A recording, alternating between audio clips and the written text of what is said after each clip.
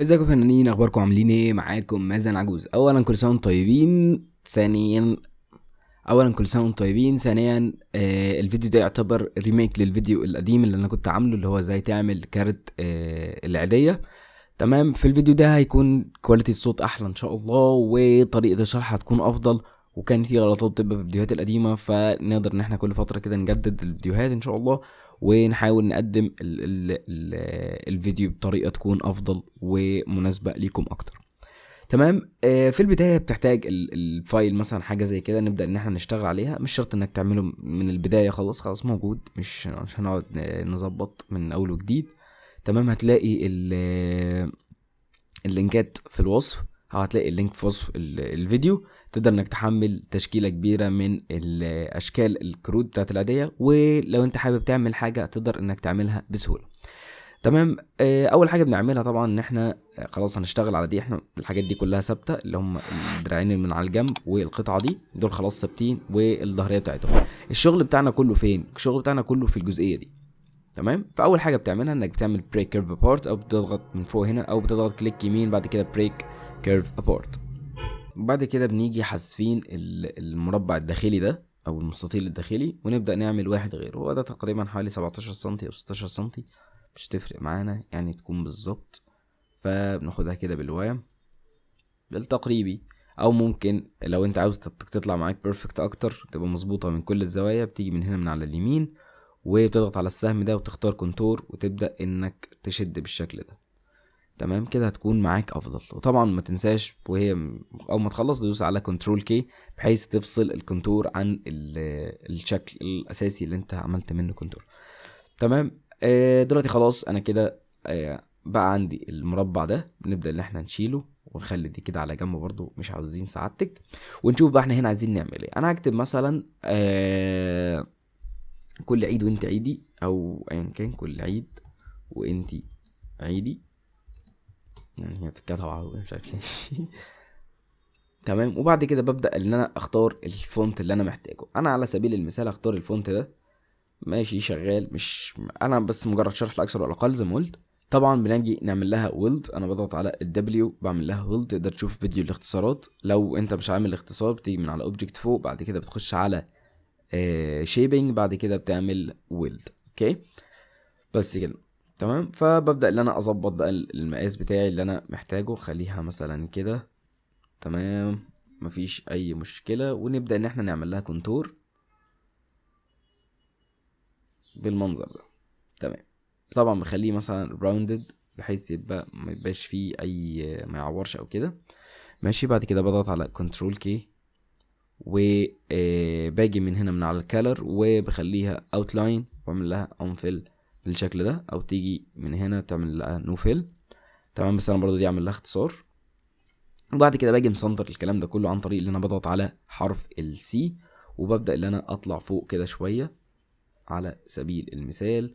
وباجي واخد الكونتور بس، اللي هو الاطار اللي احنا عملناه. ماشي. وجايب المربع الخارجي وبضغط على باك ماينس فرونت. تمام بالشكل ده. كده ايه اللي هيحصل؟ كده دي هي اللي هتتقص، والكتابة دي هي اللي هتقع يعني، واحنا هيبقى عندنا الاطار. كل عيد وانت عيدي ودينا زي الفل. طب ماشي.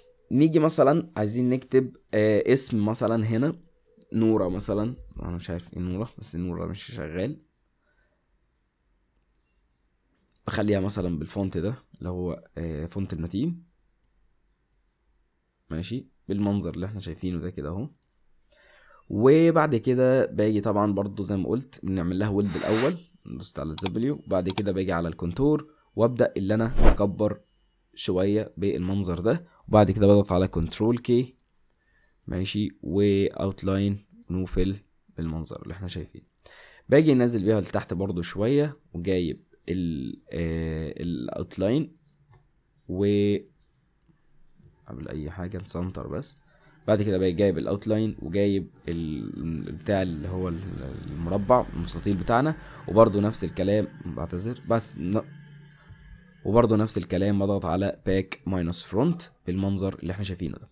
تمام كويس جدا كده، احنا الكارت بتاعنا يعتبر خلص. ده كده كارت بالاسم. ممكن مثلا عايز تضيف قلب هنا، عايز تضيف حاجه، برضه احنا مش ما جيناش في جمل زي ما بيقولوا.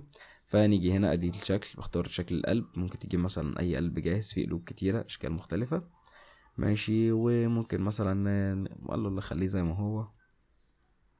باجي جايب مثلا واحد هنا، وجايب مثلا واحد الناحية التانية. انا عايز اوري لك بس الاشكال الدارجة، بحيث لو حد طلب منك حاجة تبقى انت عارف بتتعمل ازاي.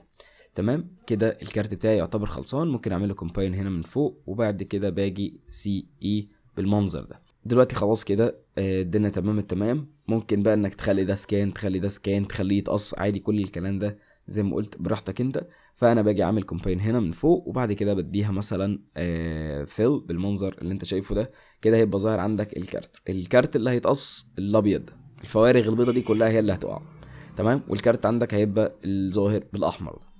تمام كده الكارت بتاعنا بقى جاهز بدون اي مشكله. نيجي طيب نعمل حاجه تاني. انا عايز اعمل دلوقتي كروت سبليميشن مثلا. فباجي برضو جايب نفس الكلام، وبعد كده بريك كيرف بورت، وباجي ماسح الكلام ده كله. ممكن تعمل منه نسخة، وزي ما قلت انك يفضل تعمل نسخ على طول بصفة مستمرة، علشان ما يعني لو غلطت في حاجة فاهم تبقى عندك الفرصة بدل ما تقعد تعيد من الاول تاني. تمام. فانا خلاص دلوقتي اهو بقى عندي ده المستطيل بتاعي. خليه على جنب ونشتغل على ده. عايز دلوقتي اللي انا اعمله او اطبعه سبليميشن، عايز اخليه حاجه تنفع تطبع سبليميشن، صور بقى واطفال وبتاع والكلام الحلو ده. بعد كده بفتح المتصفح بتاعي وبدخل على موقع بي ان جي ايج. الموقع ده كويس جدا، وفي بيدعم السيرش بالعربي لو انت حابب انك تدور على حاجه بالعربي. تمام. فنكتب مثلا هنا على سبيل المثال طفل مثلا، طفل كرتون. اوكي. جايب لك مثلا حاجات زي كده. باجي مثلا اهي تعمل لها تنزيل. اوكي انا انسان. تبدا انك اول مره بس على فكره الموضوع ده اول ما تستخدم الموقع. تمام. بعد كده دي اوكي. بعد كده بسحب الصوره اللي انا حملتها على البرنامج وباخد منها نسخه، وباجي كليك يمين. بعد كده اوتلاين تريس لاين ارت، او بضغط على كويك تريس وخلاص واريح دماغي. بس هنا مثلا اللاين ارت بيقدر ان هو يجيب لك شويه تفاصيل. احنا بنحاول نحولها فيكتور كده على السريع يعني نقدر نقول. تمام. بس قدرت انك تحمل الصورة فيكتور على طول، هيكون افضل معاك من الكلام ده. بس احنا على يعني في الانجاز خلينا نخلص. ماشي. بعد كده باخد نسخة من الفيكتور. يعني انا حاليا دي خلاص فيكتور، باخد منها نسخة بالشكل ده. وبعد كده بخليها اوتلاين او بخليها نوفل. بعد كده بعمل لها اوتلاين بالمنظر اللي احنا شايفينه ده. وبعد كده بعمل لها ويلد، استنى عليها شوية بالشكل ده. وبعد كده بريك كيرف بورت، وببدأ ان انا اشيل الكلام ده كله. تمام حلو قوي. نيجي نيجي هنا. انا دلوقتي عاوز مثلا اكبرها، عاوز اخلي الكارت نفسه، او اخلي الصورة نفسها على قد الكارت. فطبعا ما تنساش انك وانت شغال تبقى شغال على الاتنين. فممكن نيجي نعمل دي كده اهو. هي كده كده جروب، فبخليها سي اي. تمام. ونبدأ ان احنا نكبر الشغل بتاعنا عادي بالمنظر ده.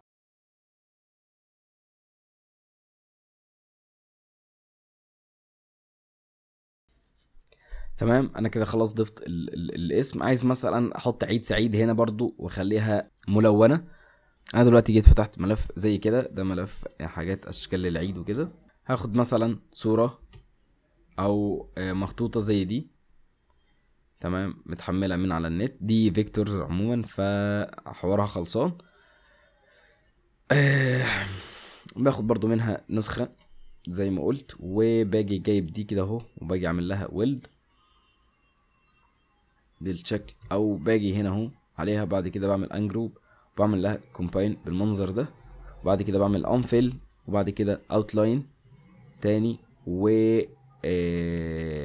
زي ما هي كده كلها متحددة. وباجي على الكونتور وببدأ اللي انا اكبر. هي هتلاقيه تقيل معاك شوية بس عادي مفيش مشكلة. واخليها مثلا بالشكل ده كده. وبعد كده بضغط على كنترول كي. ماشي. طبعا زي ما قلت ان احنا ممكن ناخد منها نسخة برضو لو حابين، نخليها كده زي ما هي، ناخد دي عشان لو حبيت انك تحطها في حاجة تاني يعني. ماشي. ونبدأ ان احنا نصغر هنا كده بتاع. انا ده مجرد زي ما قلت ان هو شرح عشوائي، طبعا اكيد مش هتبقى بالمنظر ده. ماشي. وبعد كده باجي جايب الاطار الخارجي ده مع الاطار الخارجي بتاع مثلا اي حاجة هنا، كلها خلاص بقت اطارات خارجية، وكده خلص الفيلم. ماشي. باجي هنا دي وجايب دي كده اهو، اشوف مثلا مناسب، هو كده بقت مناسبة.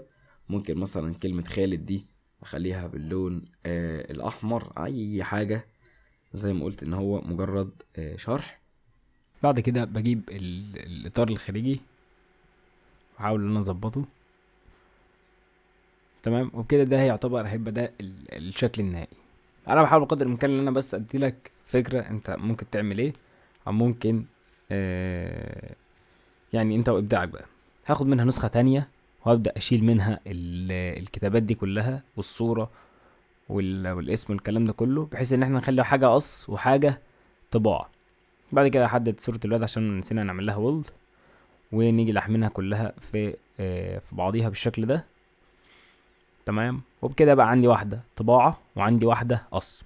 هنقص دي على الليزر عادي على الخشب سبليميشن، والتانية هنطبعها، وبكده تبقى انت عندك كارت عادية مطبوع عادي جدا بدون اي مشكلة. انت بقى وخيالك انت وابداعك. انا كده كده يعني كان مجرد بس ايه، حاجة كده سريعة يعني تمام.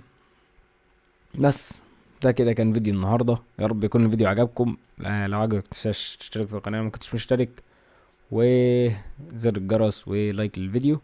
بس كده، كان معاكم مازن عجوز، دمتم بخير، كل سنة وانتم طيبين، السلام عليكم.